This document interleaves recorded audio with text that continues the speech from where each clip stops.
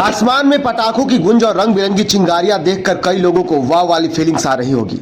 ये तस्वीरें कहीं और की नहीं बल्कि देश की राजधानी दिल्ली की है। वो दिल्ली जो आज वायु प्रदूषण के कारण गैस चैम्बर बनी हुई है। मतलब साफ है कि यहाँ जीना मुश्किल है, जिसे देखते हुए सुप्रीम कोर्ट के साथ ही सरकार ने भी सख्ती दिखाई।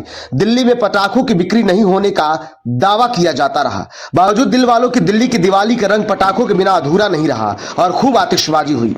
उम्मीद थी कि मुख्यमंत्री की अपील पर कुछ लोग शायद शांत नजर आएंगे, लेकिन दिल्ली शांत नहीं हुई और पूरी रात आसमान में आफत के धुएं उड़ते रहे।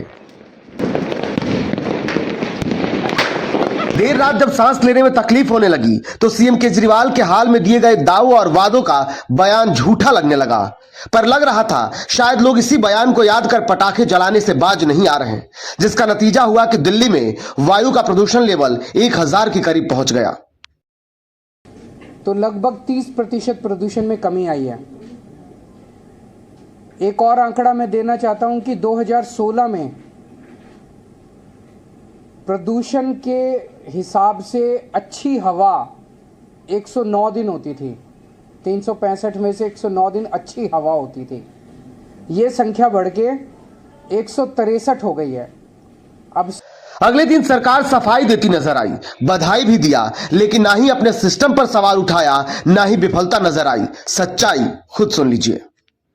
दिल्ली के उन तमाम लोगों को मैं बधाई देना चाहता हूं जिन्होंने अपनी जिम्मेदारी को समझा और सर्वोच्च न्यायालय के आदेशों को पालन करते हुए दिल्ली के अंदर लोगों की जिंदगी को बेहतर बनाने के लिए एक इंसानियत का काम किया और पटाखे नहीं जलाए। भारतीय जनता पार्टी के नेता जिस तरह से पटाखे जलाने के लिए उकसाते रहे, उसका परिणाम आज 215 से बढ़ करके आज 315 से ज्यादा प्रदूषण का स्तर हो गया। दिल्ली के अंदर पटाखों के निर्माण पर, भंडारण पर और बिक्री पर बैन था, लेकिन पटाखे जले। वो पटाखे आए कहीं ना कहीं से, और यूपी और हरियाणा से आए।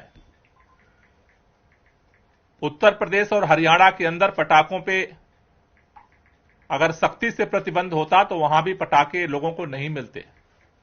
खैर, ऐसा नहीं कि दिल्ली को इस हाल में पहुंचने की जानकारी सरकार को नहीं थी, बल्कि स्थिति का आकलन कर सरकार ने पहले ही कई प्लान तैयार किए थे। सरकार के प्लान के मुताबिक 1 अक्टूबर से ग्रेडेड रिस्पांस एक्शन प्लान 4 चरण में पाबंदियां लगाई गई थी। 13 हॉटस्पॉट की पहचान की गई। डीजल पेट्रोल वाहनों के खिलाफ अभियान चलाया गया। कंस्ट्रक्शन साइट पर पैनी नजर रखी गई ताकि वातावरण में धूल मिट्टी के कण को रोका जा सके। बावजूद दिल्ली की स्थिति सुधरी नहीं। आज दिल्ली की दमघोटू हवा लोगों के लिए काल बन गई है।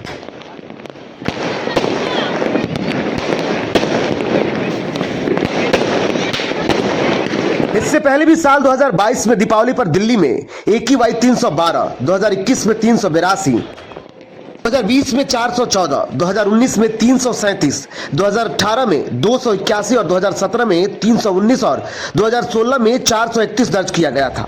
हालांकि इस साल सुबह 7 बजे रियल टाइम ओवरऑल AQI 275 दर्ज किया गया, जो 8 साल में सबसे कम था। अब जरा बिहार की राजधानी पटना पर नजर करते हैं।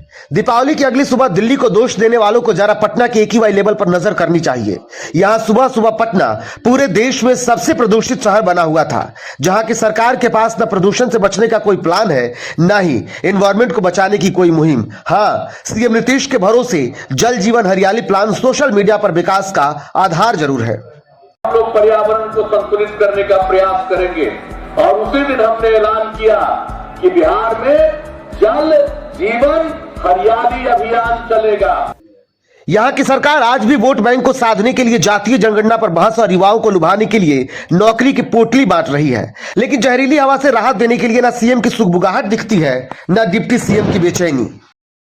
बचे वन मंत्री तेज प्रताप यादव, तो उन्हें क्या, वो तो लोगों को छोड़ अपने कृष्ण को बनाने में जुटे हैं और गोवर्धन से बिहार को बचाने की मानो विनती कर रहे हैं। खैर जो भी हो, लेकिन जिस बिहार सरकार के पास फर्दर प्लान नहीं है प्रदूषण से बचाने का, उससे बेहतर है जहरीली दिल्ली में सरकार से रक्षा की उम्मीदों के साथ मरना।